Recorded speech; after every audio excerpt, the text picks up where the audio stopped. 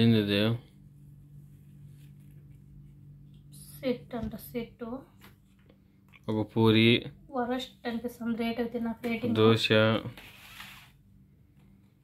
వడ చూడండి నోట్ తెచ్చుకుని ఈ గుడ్డు మాదిలేండి వద్దని అనుకునేవారు ఒక ఇడ్లీ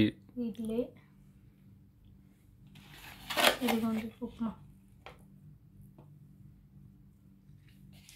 చూడు ప్లేట్ తీసుకుని ఫోటో